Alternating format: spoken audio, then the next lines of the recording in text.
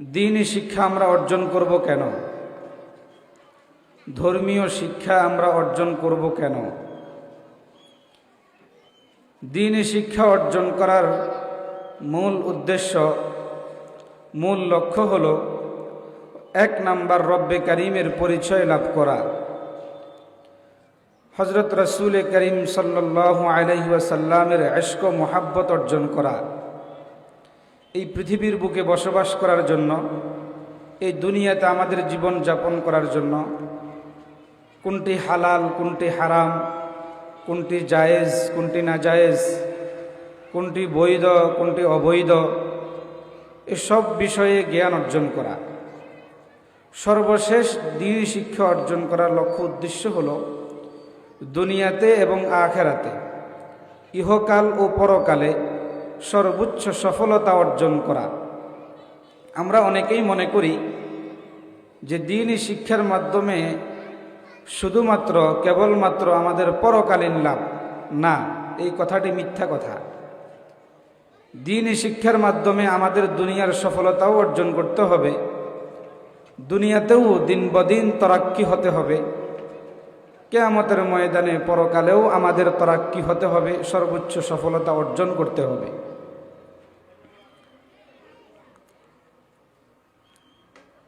দ্বীনি শিক্ষা অর্জন করলে, দ্বীনি শিক্ষা অর্জন করার জন্য, ধর্মীয় শিক্ষা অর্জন করার জন্য যারা এই রাস্তায় বের হবে, আল্লাহর রসুল বলেন আল্লাহ রব্বুল আলামিন তার জান্নাতের পথ সহজ করে দিবেন। গ্রহণযোগ্য হাদিসের মাধ্যমে প্রমাণিত।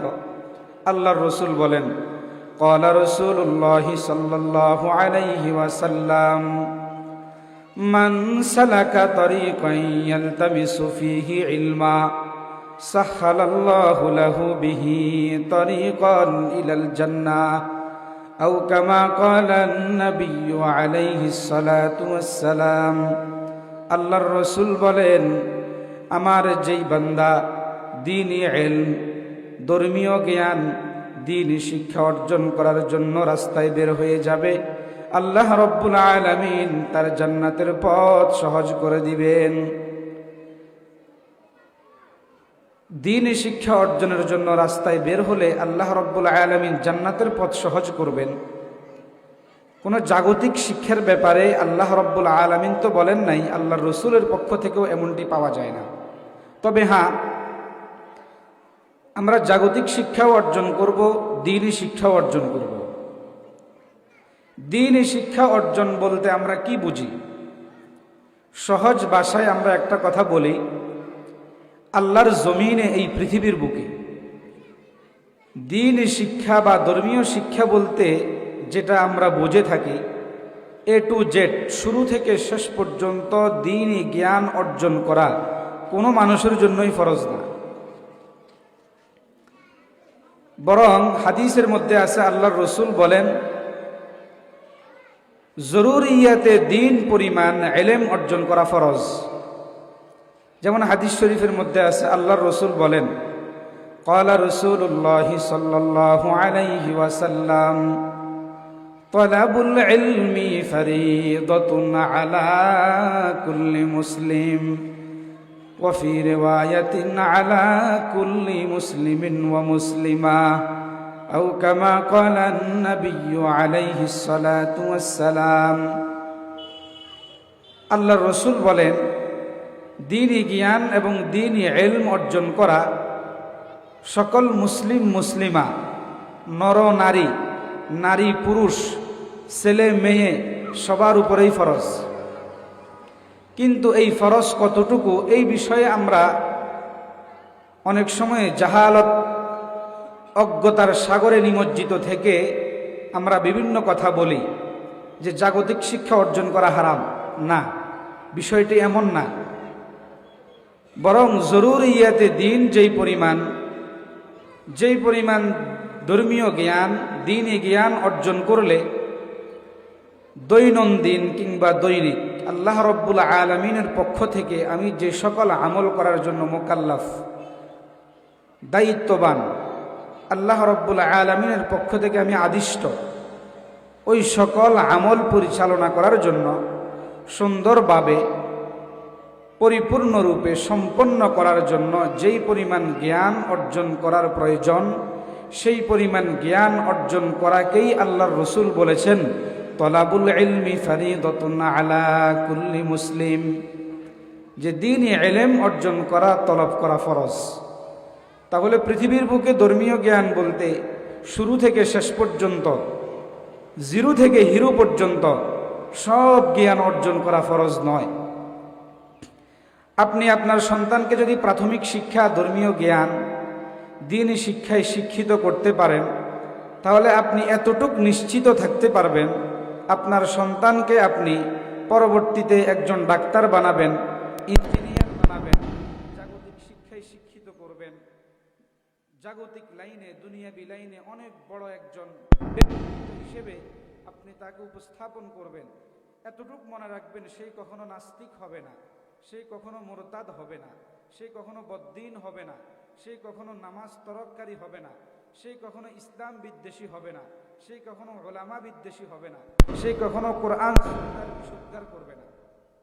কিন্তু আপনি যদি আপনার সন্তানকে প্রাথমিক শিক্ষা, তার প্রাথমিক লাইফে আপনি যদি তাকে দ্বীনি শিক্ষা দিতে না পারেন, ধর্মীয় জ্ঞান তার মগজে ঢুকাইতে না পারেন, তাকে দ্বীনি শিক্ষায় শিক্ষিত করতে না পারেন, আপনার সন্তান কিছুদিন যাওয়ার পরে সেই নাস্তিক হয়ে যাবে, সে মুরতাদ হয়ে যাবে, কোরআনের বিরুদ্ধে কথা বলবে, সুন্নাহর বিরুদ্ধে কথা বলবে, ইসলামের বিরুদ্ধে কথা বলবে।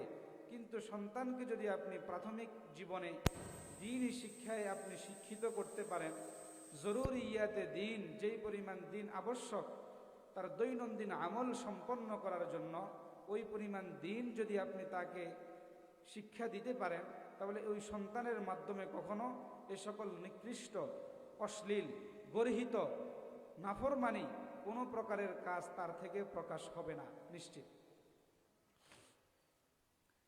এই জন্য আপনি আপনার সন্তানকে প্রাথমিক শিক্ষায়, দ্বীনি শিক্ষার প্রতি তাকে উৎসাহিত করা, দ্বীনি শিক্ষায় শিক্ষিত করা, এটা মাতা পিতার জন্য ফরজ একটি বিধান। এখানে আমাদের মৌলিকভাবে দুটি কথা মনে রাখতে হবে। এক নাম্বার হলো মাতা পিতার উপর কি ফরজ, দুই নাম্বার হলো সন্তানের উপরে কি ফরজ। একটি সন্তান যখন নাবালেগ থাকবে, ওই সন্তানকে আপনি প্রাথমিক দ্বীনি শিক্ষায় শিক্ষিত করা মাতা পিতার জন্য ফরজ। আর যখন সন্তান বালেগ হয়ে যাবে, প্রাপ্তবয়স্ক হয়ে যাবে বা প্রাপ্তবয়স্কা হয়ে যাবে, তখন তাকে আপনি যেই শিক্ষা দিয়েছেন সেই শিক্ষা মোতাবেক রব্বে কারিমের পক্ষ থেকে সেই যে সকল আমলের জন্য আদিষ্ট, ওই সকল আমলকে ওই শিক্ষা মোতাবেক পরিচালনা করা সন্তানের জন্য ফরজ। তাহলে সন্তান বালেগা হওয়া পর্যন্ত মাতা পিতার উপরে ফরজ। সন্তান যখন বালেগা হয়ে যাবে, প্রাপ্তবয়স্ক ও প্রাপ্তবয়স্কা হয়ে যাবে, তখন সন্তানের উপরে ফরজ, তখন আর মাতা পিতার উপরে ফরজ বাকি থাকবে না। যেমন আমি একটি উদাহরণ দেই। হাদিস শরীফের মধ্যে আছে, আল্লাহর রাসূল বলেন, ক্বালা রাসূলুল্লাহ সাল্লাল্লাহু আলাইহি ওয়াসাল্লাম মুরু আওলাদাকুম বিস-সালাতি ওয়া হুম আবনাউ 7 সিনিন ওয়াদরিবুহুম আলাইহা ওয়া হুম আবনাউ 10 সিনিন আও কামা ক্বালা an-নাবিয়্যু আলাইহিস সালাতু ওয়াস-সালাম। আল্লাহর রাসূল বলেন, মুরু আওলাদাকুম বিস-সালাহ, তোমাদের সন্তানদেরকে তোমরা নামাজের জন্য আদেশ করো, নামাজ কায়েম করার জন্য তাকে তোমরা আদেশ করো, নামাজ পড়ার জন্য, নামাজের প্রতি গুরুত্বারোপ করার জন্য তোমরা তাকে শাসন করো। আল্লাহর রাসূল বলেন, এই আদেশ কত বয়সে করবা? ওয়াহুম আবনাউ 7 সিনিন, যখন সন্তানের বয়স 7 বছরে উপনীত হয়ে যাবে। এরপরে আল্লাহর রাসূল বলেন, ওয়াদরিবুহুম আলাইহা ওয়া হুম আবনাউ 10 সিনিনা, আর যখন সন্তান তোমার কথা শুনবে না, সন্তান তোমার কথা মানবে না, তুমি নামাজের কথা বলবা, সন্তান নামাজ পড়বে না, তুমি নামাজের আদেশ করবা, সন্তান গুরুত্ব দিবে না, তুমি নামাজ প্রতিষ্ঠার জন্য বলবা, সন্তান তোমার কথার প্রতি গুরুত্বারোপ করবে না, ওয়াদরিবুহুম আলাইহা, তখন সন্তানকে তোমরা শাসন করতে হবে, সন্তানকে তোমরা প্রহার করতে হবে। এই হাদিসের মধ্যে দেখেন আল্লাহর রসুল বলেন 7 বছর বয়সে নামাজের জন্য আদেশ করা, 10 বছর বয়সে নামাজের জন্য মৃদু প্রহার করা। এখান থেকে আমাদের বোঝার বিষয় হলো, একটি সন্তানের উপরে ছেলে হোক মেয়ে হোক তার জন্য নামাজ ফরজ হয় যখন সে বালেগা হয়ে যায়। আর কোনো সন্তান 10 বছর এবং 7 বছর বয়সে বালেগ হয় না। তাহলে আল্লাহর রসুল কেন বললেন যে 7 বছর বয়সে নামাজের আদেশ করো, 10 বছর বয়সে নামাজ না পড়লে মৃদু প্রহার করো? এটা কেন বললেন? এখনো তো ওই 7 বছর 10 বছর সন্তানের উপরে নামাজ ফরজই হয় নাই, রাসূল কেন বললেন? মূলত এটা আল্লাহর রসুলের পক্ষ থেকে সন্তানদের অভিভাবকদের উপরে আল্লাহর রসুলের একটি ফরজ বিধান। মুরু আওলাদাকুম, আল্লাহর রসুলের আদেশ, অর্থাৎ তোমাদের জন্য ফরজ, মাতা পিতার জন্য ফরজ, অভিভাবকের জন্য ফরজ, সন্তানকে 7 বছর বয়সে নামাজের শিক্ষা দাও, 10 বছর বয়সে নামাজের জন্য প্রহার করো। অথচ এখনো পর্যন্ত 7 বলেন 10 বলেন এখনো নামাজ ফরজ হয় নাই। তাহলে রাসূল এই কথা কেন বললেন? এই ফরজ বিধান সন্তানের উপরে নয়, এই ফরজ বিধান মাতা পিতার উপরে। এই হাদিসের ফিকহুল হাদিস, এই হাদিসের যে ফিক বের হয়, এই হাদিস থেকে যে ফাকাহাত বের হয়, সেটা হলো এই হাদিসের মধ্যে সন্তানের উপরে 7 বছর বয়সে 10 বছর বয়সে নামাজ ফরজ বিষয়টি এমন না, বরং মাতা পিতার উপরে, অভিভাবকের উপরে 7 বছর এবং 10 বছর বয়সে সন্তানকে নামাজের তালিম দেওয়া, নামাজের শিক্ষা দেওয়া, নামাজ কিভাবে পড়বে, নামাজ কিভাবে আদায় করবে, নামাজের ভূমিকা স্বরূপ অজু কিভাবে করবে, অজুর ফরজ কি, অজুর ওয়াজিব কি, অজুর সুন্নত কি, নামাজের ফরজ কি, নামাজের ওয়াজিবাত কি, নামাজের সুনান কি, নামাজের মুস্তাহাব কি, এভরিথিং বিষয়ে মাতা পিতা এবং অভিভাবক সন্তানকে শিক্ষা দেওয়া সন্তানের জন্য ফরজ। এই জন্য আল্লাহর রসুল বলেছেন, মুরু আওলাদাকুম বিসসালাহ ওয়া হুম আবনাউ 7 সিনিন ওয়াদরিবুহুম আলাইহা ওয়া হুম আবনাউ 10 সিনিন। এখন 7 বছর বয়সে আপনি সন্তানকে যেভাবেই শিক্ষা দেন ওইভাবেই ফরজ। কারো পক্ষে যদি এভাবে সম্ভব হয় যে আপনি আপনার সন্তানকে মাদ্রাসায় পড়াবেন না, আপনি আপনার সন্তানকে কোনো ইসলামিক প্রতিষ্ঠানে পড়াবেন না, কোনো আপত্তি নেই, আপনি না পড়ান, কোনো সমস্যা নেই। কিন্তু আপনার উপর যেই ফরজ বিধান যে আপনি সন্তানকে 7 বছর বয়স থেকে 10 বছর বয়সের ভিতরে সন্তানকে নামাজের শিক্ষা দেওয়া, সেটা কিন্তু আপনার জন্য ফরজ। এখন যদি আপনার পক্ষে সম্ভব হয়, আপনি তাকে ঘরের মধ্যে নামাজের শিক্ষা দিবেন, ঘরের মধ্যে নামাজের তালিম দিবেন, ঘরের মধ্যে অজুর শিক্ষা দিবেন, ঘরের মধ্যে অজুর ফরজ শিখাবেন, ঘরের মধ্যে অজুর ওয়াজিবাত শিখাবেন, ঘরের মধ্যে অজুর সুন্নাহ শিখাবেন, ঘরের মধ্যে নামাজের ফরজ শিখাবেন, ঘরের মধ্যে নামাজের ওয়াজিবাত শিখাবেন, ঘরের মধ্যে নামাজের সুন্নত শিখাবেন। যদি আপনি এটি পারেন তাহলে আপনার জন্য মাদ্রাসায় ভর্তি করানো ফরজ না, বরং তাকে শিক্ষা দেওয়া ফরজ, যেভাবেই দেন। আর যদি বলেন না, আমার পক্ষে গড়ে আমার সন্তানকে 7 বছর থেকে 10 বছর বয়সে এই তালিম দেওয়া সম্ভব না, এই শিক্ষা দেওয়া সম্ভব না, তাহলে বিকল্প ব্যবস্থা কি? আপনাকে মাদ্রাসায় ভর্তি করতে হবে। বিকল্প ব্যবস্থা কি? প্রাথমিক শিক্ষা স্কুলে দিলে সে স্কুলের মধ্যে তাকে নামাজের শিক্ষা দিবে না, কলেজ ভার্সিটিতে ভর্তি করলে তাকে নামাজের শিক্ষা দিবে না, বরং একটি নুরানি মাদ্রাসা, একটি ছোট মাদ্রাসা, একটি মক্তবে যদি আপনি তাকে প্রাথমিক শিক্ষায় শিক্ষিত করেন, তাহলে আপনার মাধ্যমে আল্লাহর রসুল যে আপনি মাতা পিতার উপরে, অভিভাবকের উপরে আল্লাহর রসুলের ফরজ বিধান অর্পিত হয়েছে, সেই ফরজ বিধান পূর্ণ হয়ে যাবে, পালন হয়ে যাবে। এরপরে আপনি তাকে প্রাথমিক শিক্ষায় শিক্ষিত করার পরে আপনি তাকে স্কুলে পাঠান, প্রাইমারিতে পাঠান, সর্বশেষ কলেজ ভার্সিটি পর্যন্ত পাঠান, কোনো আপত্তি নেই। কিন্তু সেই কমাস কম অজু শিখতে পারবে, সেই কমাস কম নামাজ শিখতে পারবে, তার প্রাথমিক শিক্ষা দ্বীনি শিক্ষা হওয়ার কারণে, প্রাথমিক শিক্ষা ধর্মীয় শিক্ষা হওয়ার কারণে। এরপরে আপনি তাকে যেটাই বানান শরীয়ত বাধা দেয় না। আপনি তাকে ডাক্তার বানান, ইসলাম নিষেধ করে না। আপনি তাকে ইঞ্জিনিয়ার বানান, ইসলাম নিষেধ করে না। আপনি তাকে পাইলট বানান, কোরআন সুন্নাহ তা নিষেধ করে না। এই জন্য প্রাথমিক শিক্ষার প্রতি আমরা গুরুত্ব আরোপ করতে হবে। পরবর্তীতে আপনি আপনার জীবনের বড় স্বপ্ন পূরণ করবেন, ডাক্তার বানাবেন, ইঞ্জিনিয়ার বানাবেন, অ্যাডভোকেট বানাবেন, ম্যাজিস্ট্রেট বানাবেন, যেটাই বানাতে মন চায় আপনি বানাবেন, কোনো আপত্তি নেই। কিন্তু প্রাথমিক শিক্ষা আল্লাহর রসুল যে আপনি মাতা পিতার উপরে, আপনি অভিভাবকের উপরে আল্লাহর রসুল ফরজ করেছেন, সেই ফরজ বিধান যদি আপনি লঙ্ঘন করেন, কিয়ামতের ময়দানে সন্তানের কারণে আপনিও জবাবদিহিতার কাঠগড়ায়, রুবুবি কাঠগড়ায়, রব্বে কারিমের এলাহি আদালতে আপনাকে জবাবদিহিতা করতে হবে। সেখানে রব্বে কারিমের সামনে আপনাকে প্রশ্ন করা হবে। এই দ্বীনি শিক্ষা অর্জন করার মাধ্যমে আপনার সন্তান, আমার সন্তানের কি লাভ হতে পারে? একটু আগেই বললাম, যারা দ্বীনি শিক্ষা অর্জনের জন্য রাস্তায় বের হয়ে যাবে, আল্লাহর রসুল বলেন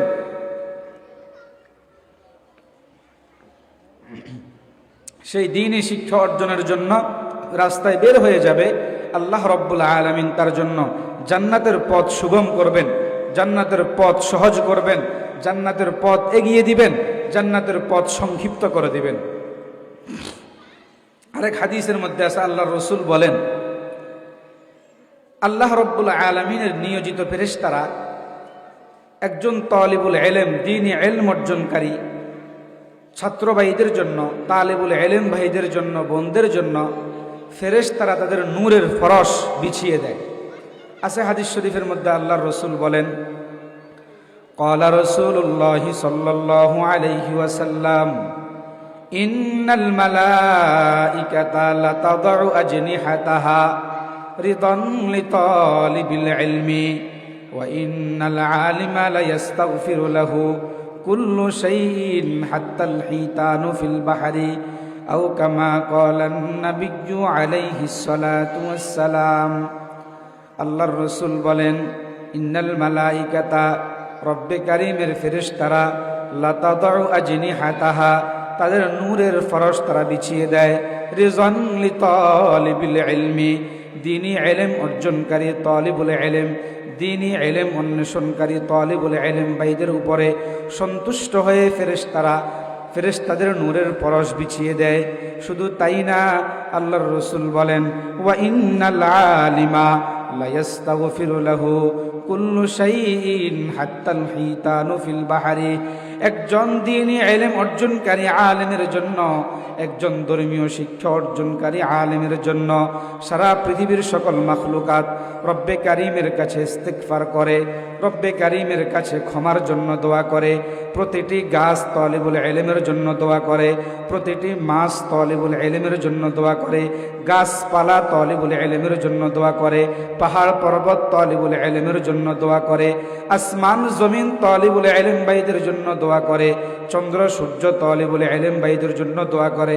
আল্লাহর রসুল বলেন, হাত্তাল হিতানু ফিল মা, পানির গভীরে, সাগরের গভীরে যে মাছ ডুবে আছে, নিমজ্জিত, সেই মাছ পর্যন্ত তালিবুল ইলম ভাইদের জন্য সবসময় ইস্তিগফার করতে থাকে, মাগফিরাতের জন্য দোয়া করে।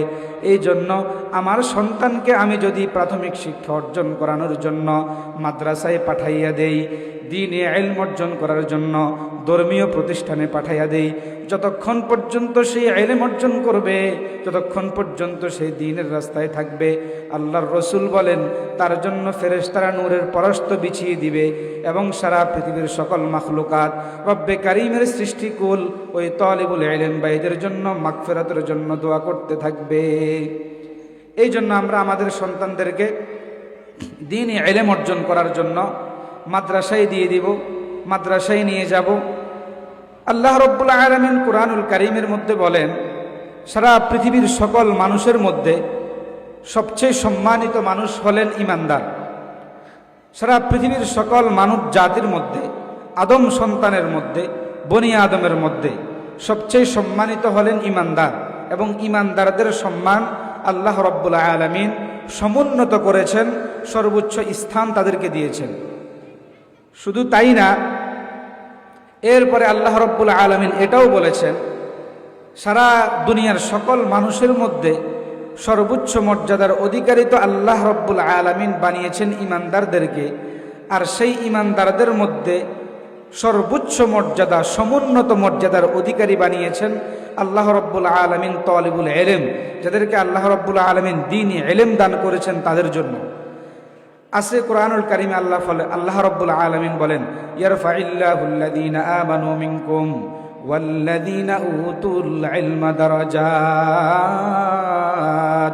আল্লাহ রাব্বুল আলামিন বলেন, সারা দুনিয়ার সকল মানুষের মধ্যে আল্লাহ রাব্বুল আলামিন মুমিন, মুসলমান, ইমানদারদের সম্মান সর্বোচ্চ সমুন্নত করেছেন, সর্বোচ্চ স্থান তাদেরকে দিয়েছেন। সকল মানুষের মধ্যে সর্বোচ্চ স্তর হলো ইমানদারদের জন্য, আর ইমানদারদের মধ্যে সর্বোচ্চ মর্যাদা, সমুন্নত মর্যাদা কাদের জন্য? আল্লাহ বলেন, ওয়াল্লাযীনা উতুল ইলমা দারাজাত। আর ইমানদারদের মধ্যে আল্লাহ রাব্বুল আলামিন সর্বোচ্চ মর্যাদা দান করেছেন তাদেরকে, যাদেরকে আল্লাহ রাব্বুল আলামিন দ্বীনি জ্ঞান দান করেছেন, ধর্মীয় জ্ঞান দান করেছেন। কারণ হলো আল্লাহ রাব্বুল আলামিন যেই সকল মানুষদেরকে ধর্মীয় জ্ঞান দান করেন, দ্বীনি জ্ঞান দান করেন, মনে হয় যেন আল্লাহ রাব্বুল আলামিন তাদেরকে নূর দান করেছেন। আল্লাহ রাব্বুল আলামিন কোরআনুল কারীমের মধ্যে বলেন, ওয়া মান লাম ইয়াজআলিল্লাহু লাহু নূরান ফামা লাহু মিন নূর। আল্লাহ রাব্বুল আলামিন যাদেরকে নূর দান করেন না, যাদের জন্য রব্বে কারীমের নূরের ফয়সালা নেই, যাদের জন্য রব্বে কারীমের রুবুবি নূর, রব্বে কারীমের এলাহি নূরের জন্য রব্বুল আলামিন বাজেট করেন নাই, নূর দান করবেন না। আল্লাহ রাব্বুল আলামিন বলেন, ফামান লাম ইয়াজআলিল্লাহু লাহু নূরা ফামা লাহু মিন নূর। যাদেরকে আল্লাহ রাব্বুল আলামিন নূর দান করবেন না, নূর দান করেননি, তাদেরকে দুনিয়ার কেউ নূর দান করতে পারবে না, দুনিয়ার কেউ আলো দান করতে পারবে না, দুনিয়ার কেউ রৌশন দান করতে পারবে না। আর সেই নূর অর্জন করার জন্য একমাত্র উৎস হলো দ্বীনি ইলম। দ্বীনি ইলম যে ব্যক্তি অর্জন করবে তাকে আল্লাহ রাব্বুল আলামিন আল্লাহর নূর দান করবেন। আর সেই দ্বীনি ইলম যার ভিতরে থাকবে তার ভিতরে গুনাহ থাকতে পারবে না, তার ভিতরে মাসিয়ত থাকতে পারবে না, তার ভিতরে নাফরমানি থাকতে পারবে না। যে আলেমের ভিতরে নাফরমানি থাকবে, যে আলেমের ভিতরে গুনাহ থাকবে, যে তালিবুল ইলম গুনাহে লিপ্ত থাকবে, যে তালিবুল ইলম সদা সর্বদা গুনাহ করতে থাকবে, সেই ইলম পাবে না। ইলম পাইলেও ইলম থাকবে না, ইলম চলে যাবে। এই জন্য ইমাম শাফিঈ রহমতুল্লাহি আলাইহির উস্তাদ বলেন, শাকাউতু ইলা ওয়াকিইন সুআ হিফজি ফাআওসানি ইলা তারকিল মাআসি ফাইন্নাল ইলমা নূরুম মিন ইলাহি ওয়া নূরুল্লাহি লা ইউতা লিআসি। যে ইলম হলো রব্বে কারীমের এমন একটি নূর, ফাইন্নাল ইলমা নূরুম মিন ইলাহি, ইলম হলো রব্বে কারীমের একটি নূর, এটা নূরে ইলাহি। ওয়া নূরুল্লাহি লা ইউতা লিআসি। আর যেই এই নূরটি কোনো নাফরমান পাবে না, এই নূর কোনো গুনাহগার পাবে না। এই জন্য ইলম অর্জন করার জন্য গুনাহ থেকে বাঁচতে হবে। তালিবুল ইলম ভাইদেরকে বলবো, এরপরে তালেবা বোনদেরকে বলবো, ছাত্র ভাই এবং বোনদেরকে বলবো, আপনি ইলম অর্জন করার জন্য গুনাহ ছাড়তে হবে, গুনাহ থেকে দূরে থাকতে হবে, মোবাইল থেকে দূরে থাকতে হবে, ফেসবুক চালানো থেকে দূরে থাকতে হবে, অশ্লীল জিনিস দেখা থেকে দূরে থাকতে হবে, গান বাজনা থেকে দূরে থাকতে হবে, নাটক কৌতুক দেখা থেকে দূরে থাকতে হবে। যদি এগুলোর কারণে আপনার ভিতরে আল্লাহ পাকের নাফরমানি এসে যায়, তাহলে দ্বীনি ইলম অর্জন করার জন্য সময় দিবেন ঠিক, কিন্তু ইলম অর্জন হবে না।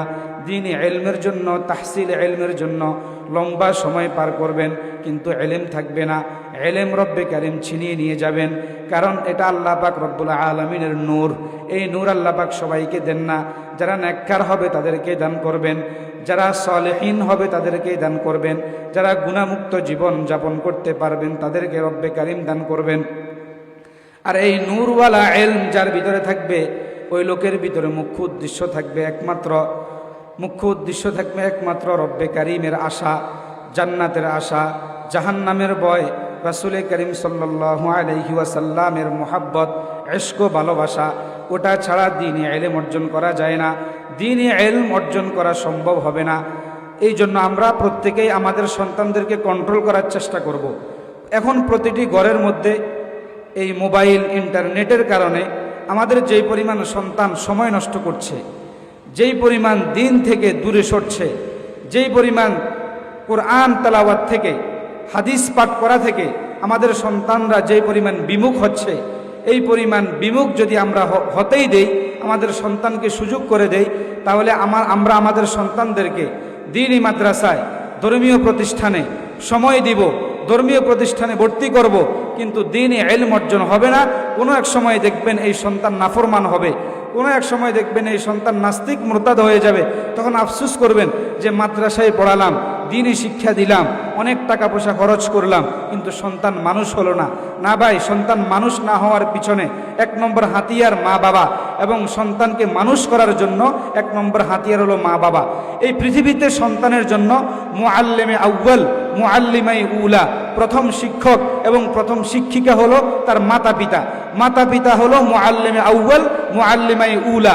তারা যদি তাদের তালিমের হাইসিয়ত, তালিমের রং যদি তারা দ্বীনিভাবে দিতে না পারে, সঠিকভাবে দিতে না পারে, তাহলে দ্বীনি শিক্ষা দেওয়ার পরেও সন্তান নাস্তিক হবে, দ্বীনি শিক্ষা দেওয়ার পরেও সন্তান নাফরমান হবে, সন্তান গুনাহগার হবে। আল্লাহ রাব্বুল আলামিন আমাদের সবাইকে দ্বীনি শিক্ষার গুরুত্ব বোঝার জন্য তৌফিক দান করুন, এবং আমাদের ছেলে মেয়েদেরকে কমপক্ষে কমাসকম প্রাথমিক শিক্ষা যেন আমরা দ্বীনি শিক্ষায় শিক্ষিত করতে পারি, সেই তৌফিক দান করুন। ওমা আলাইনা ইল্লাল বালাগ।